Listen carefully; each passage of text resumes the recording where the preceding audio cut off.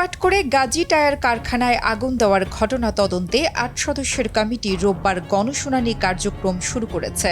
এ সময় নিখোঁজদের নামের তালিকা নিয়ে উপস্থিত স্বজনরা কান্নায় ভেঙে পড়েন। বেলা 12:30টার দিকে নিখোঁজ হওয়া ব্যক্তিদের ফিরে পাওয়ার দাবিতে ঢাকা সিলেট মহাসড়কে অবস্থান নিয়ে বিক্ষোভ করেন তারা। আমি কোনো ছেলে চাই না, ছাই হয়ে গেছে, বুড়াছে, মোবাইল পরে না, জুতা পরে না, পোশাক পরে না।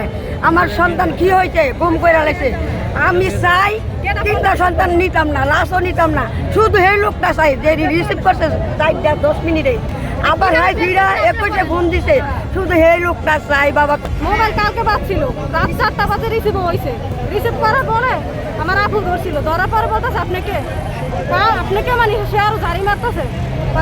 এত রাতে ফোন দিচ্ছেন কি লিখে? আপনার স্বামী নিখোঁজ, আমি কি করবো? এটা বলে রাখা দিছে। শাহাদাত শিকদার। গাজী টায়ার কারখানার মেইন গেটের সামনে সকাল 11টার দিকে গণশুনানিতে এলাকাবাসী সহ অংশ নেয় স্বজনরা।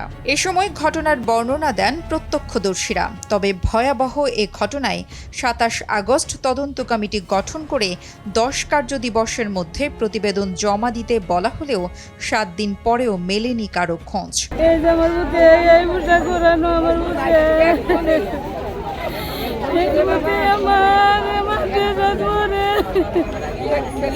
আমি দিবানা মৌলানা লাইনা মারতেছে,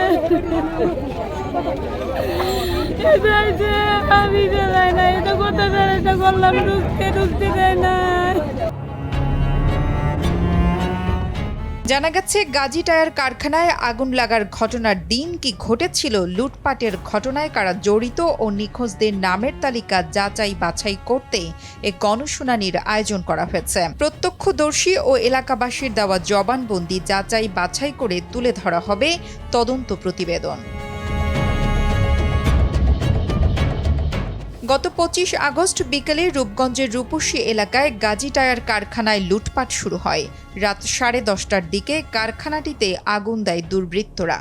আগুনের তীব্রতা এতটা ভয়াবহ ছিল যে ফায়ার সার্ভিসের 12টি ইউনিট 21 ঘণ্টার চেষ্টায় নিয়ন্ত্রণে আনতে সক্ষম হয় আগুন। কর্মীরা 14 জনকে জীবিত উদ্ধার করলেও পরদিন 75 ব্যক্তি নিখোঁজের দাবি করে স্বজনরা। তবে ধারণা করা হচ্ছে আরও বাড়তে পারে নিখোঁজের সংখ্যা। নুসরাত জাহান কলি, কালের কণ্ঠ।